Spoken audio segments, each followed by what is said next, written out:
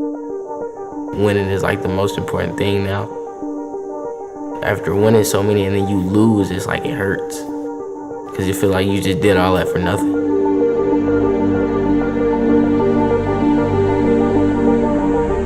I'm competitive anytime I race. Basically, I have to do it all on my own, so yeah. Once I get done working on the car and I win, I know I did that. Because everybody wanted to be a basketball star, a football star. This was different.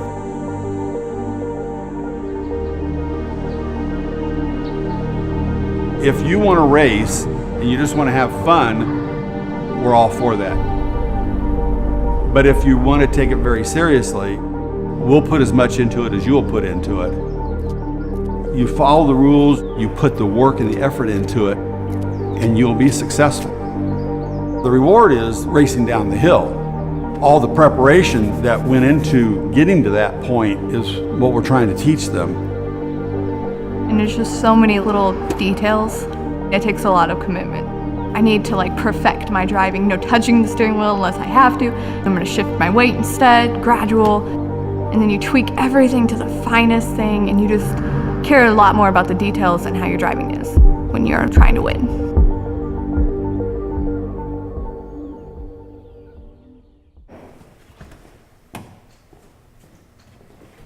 Where is the torque wrench at? There are 2 cities that have hosted a race every year that there's been a race since the inception, and that's Akron and Indianapolis. Back in 1935, my dad raced, and the second race there ever was. And then he, from there, went to helping other kids, and it's just kind of been a part of our family from the beginning. What I need you to do is get in the car. When we started out with the inner city program, people didn't even want to race our kids because they were afraid they would get wrecked. In fact, they did get wrecked. But today, they have respect from all over. They've gone from being feared because they couldn't drive a car to feared because they're that good. It's important because it's hands-on. Learn how to use those tools. Learn about the science behind it. Soapbox Derby is just a vehicle, no pun intended, to be able to work with kids and to have an influence. Larry's great. That man's awesome. He taught me everything I knew. I thought it would be strictly derby, but once I got older and I got to know him more, it changed. He's basically like a father figure to everybody here that races, and like a great mentor. He cares, and you can tell he cares because of how much time he spends at the shop and stuff like that. We're going to be an instrument to teach them, to guide them. It's a whole lot better than running the streets, getting into trouble. And they're well respected. The kids are well respected and hard to beat. The winning lane is 2. Ready. Next we have Masters, Heat 2, Phase 2, in Lane 1, car 307, Donald Edmonds.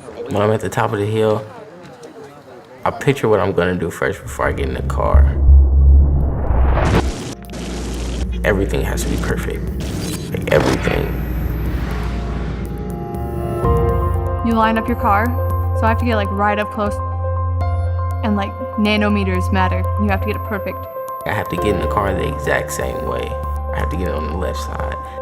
I never touch the steering wheel. I lay back and put my arms just straight down.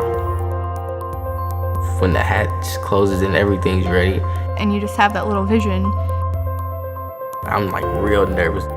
You focus and you try to relax, and then you just breathe.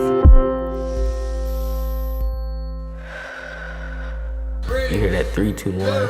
It's I just get nervous, and then once the gate drops, I just chill out, and it's it just happens.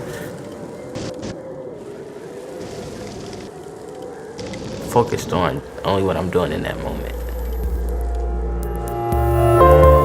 I don't hear anything when I go down the hill. I don't feel anything. I'm like in a trance. Once I'm in there, it's just like nothing else matters.